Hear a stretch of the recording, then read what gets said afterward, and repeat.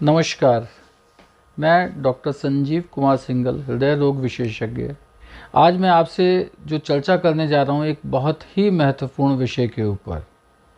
अक्सर आप लोगों ने देखा होगा जब हम हृदय रोग की बीमारियों की बात करते हैं तो जाड़ों का याद आने लगती है कि जाड़ों में हृदय रोग बहुत बढ़ जाता है और इससे जाड़ों से बचना चाहिए। बहुत कम लोगों को कहते हुए सुना होगा या बहुत कम लोग इस तरफ ध्यान देते हैं कि गर्मियों में भी दिल से संबंधित बीमारी काफ़ी बढ़ जाती हैं और उसकी वजह बहुत ही अलग होती है।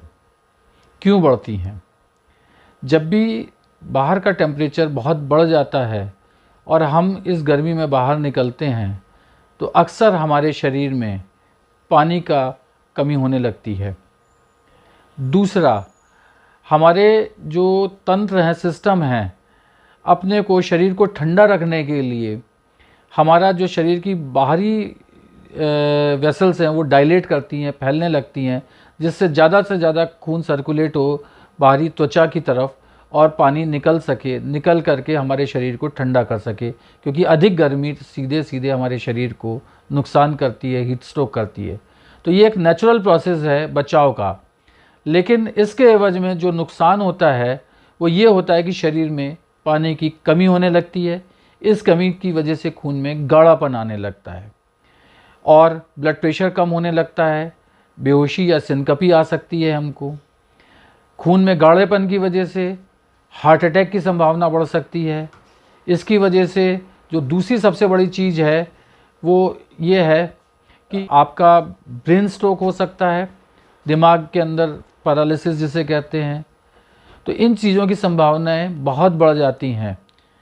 इसीलिए कहा जाता है कि गर्मियों में खूब पानी पीजिए, डिहाइड्रेशन मत होने दीजिए, अपने को प्रॉपरली समेट करके और कपड़े गर्मियों के हिसाब से हल्के पहन करके निकलना चाहिए।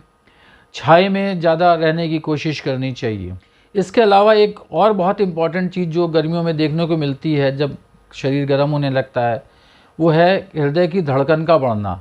धड़कन बढ़ने के साथ साथ हृदय के ऊपर स्ट्रेस बढ़ने लगता है और बहुत सारी जो ऑलरेडी हृदय के रोगी हैं उनमें इस गति का बढ़ना नुकसानदेह होता है और कई तरह की परेशानियां पैदा कर सकता है।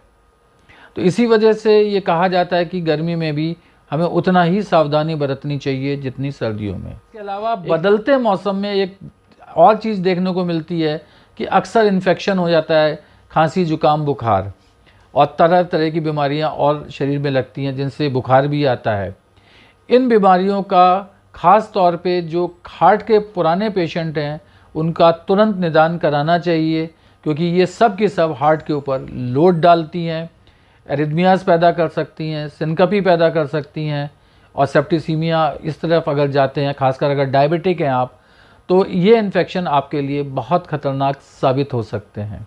मैं आपसे निवेदन करूँगा कि उचित मात्रा में कम से कम 2-2.5 लीटर लिक्विड आप रेगुलर लें। अगर ज़्यादा आपको पसीना आ रहा है, ज़्यादा आप गर्मी में एक्सपोज हो रहे हैं तो इसकी क्वांटिटी आप शरीर के हिसाब से बढ़ा सकते हैं। हाँ, ये ज़रूर है कि अपने डॉक्टर से ज़रूर संपर्क करिए कि कुछ लोगों में जैसे गुर्दे रोग है, किडनी है, हार्ट फेल वगैरह में पानी की क्वांटिटी को भी लिमिट किया जाता है। तो ये भी नहीं है कि बहुत ज़्यादा पानी पी करके मुझे हमेशा फ़ायदा है।